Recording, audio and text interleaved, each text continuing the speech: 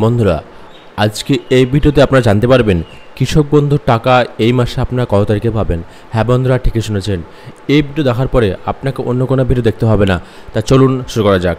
বন্ধুরা, রাজ্যে কৃষকদের জন্য রয়েছে বড় আপডেট। লোকসভা নির্বাচনের আবহে কৃষক বন্ধু প্রকল্পের খারিফ মরশুমের অনুদানের টাকা কবে পাওয়া যাবে তা প্রকাশ্যে আনলো রাজ্য সরকার। রাজ্যের কৃষকদের আর্থিক সুবিধা প্রদানের জন্য পশ্চিমবঙ্গ সরকারের তরফ থেকে কৃষক বন্ধু প্রকল্প কার্যকর করা হয়েছিল। এই প্রকল্পের আওতায় পশ্চিমবঙ্গের কৃষকরা প্রত্যেক বছর দুটি কিস্তিতে 4,000 টাকা এবং 10,000 টাকা পর্যন্ত পেয়ে থাকেন। তা কৃষক বন্ধু প্রকল্পের খারিফ মরশুমের অনুদানের টাকা নিয়ে অপেক্ষার দিন শেষ হতে চলেছে। কৃষক বন্ধু প্রকল্পের খারিফ মরশুমের টাকা মূলত মে ও জুন মাসের মধ্যে দেওয়া হয়ে থাকে, কিন্তু বিগত বছরে পঞ্চায়েত ভোট থাকার কারণে এপ্রিল মাসে এই প্রকল্পের অনুদানে দেওয়া হয়েছিল। তাতেই বাংলার কৃষকরা আশা করেছিল চলতি বছরেও লোকসভা নির্বাচনের পূর্বেই কৃষক বন্ধু প্রকল্পের খারিফ মরশুমের অনুদানের টাকা মিলবে। তবে রাজ্য সরকার পরিষ্কারভাবে জানিয়ে দিয়েছে যে চিন্তার দিন শেষ। এবার কৃষকদের প্রশ্নের উত্তর দেওয়া হলো খোদ রাজ্য সরকার তরফ থেকে। ব্লক অফিসের তরফে প্রকাশিত তথ্য অনুসারে জানা গেছে যে আগত জুন মাসের 27 এবং 28 তারিখে, অর্থাৎ এই মাসের 27 এবং 28 তারিখে কৃষক বন্ধু প্রকল্পের টাকা দেওয়া শুরু হবে। তা এখনও পর্যন্ত যে আপডেটটা উঠে আসছে সেই আপডেটে বলা হয়েছে কৃষক বন্ধু প্রকল্পের স্ট্যাটাসে কোনো রকম পরিবর্তন করা হয়নি। ব্লক অফিসের সূত্রে জানা গেছে যে রাজ্য সরকারের তরফ থেকে খারিফ মরশুমে টাকা দেওয়ার জন্য সমস্ত প্রকার কাজকর্ম শুরু হয়ে গেছে।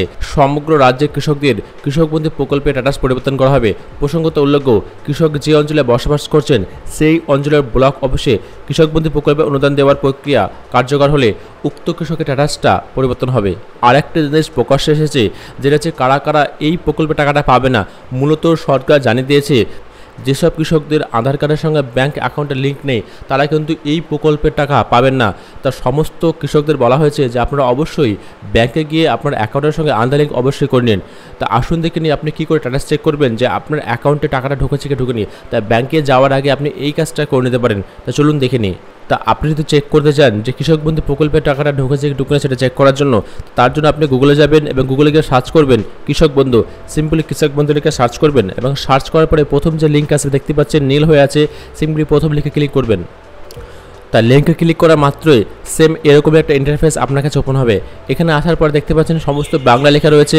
এখানে দেখতে পাচ্ছেন নথিভুক্ত কৃষক তথ্য। সিম্পলি এই যে অপশানটা দেখতে পাচ্ছেন, সিম্পলি এই অপশানে একবার ক্লিক করবেন এবং ক্লিক করা মাত্র আপনার কাছে সেম এরকম একটা ইন্টারফেস ওপেন হবে। এখানে সিম্পলি আপনি সিলেক্ট অপশান লেখা রয়েছে, সিম্পলি ক্লিক করবেন এবং ক্লিক করা মাত্র আপনি ভোটার কার্ড হিসাবে বা আধার কার্ড হিসাবে ব্যাঙ্ক অ্যাকাউন্ট বা মোবাইল নাম্বার, ঠিক আছে, বা কিষাণ ক্রেডিট কার্ড যে কোনো একটা থাকলেই হলো। তো আপনি সিম্পলি আপনি আধার কার্ড সিলেক্ট করবেন। আধার কার্ডটা সবার কাছে থেকে থাকে, সেক্ষেত্রে আধার কার্ড ক্লিক করবেন। আধার কার্ডে ক্লিক করার পরে বাসা দেখতে পাচ্ছেন যে আইডি নম্বর রয়েছে।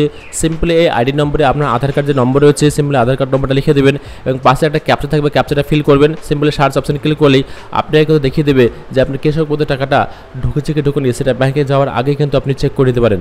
তো আশা করছি ভিডিওটা আপনাদের ভালো লেগেছে। ভালো লাগলে অবশ্যই ভিডিওটাকে লাইক করে দেবেন আর এই ভিডিওটাকে আপনার প্রিয়জনদের মধ্যে প্রচুর শেয়ার করে দেবেন। তো দেখা হচ্ছে কোনো পরবর্তী ভিডিওতে। ততক্ষণ ভালো থাকবেন, সুস্থ থাকবেন।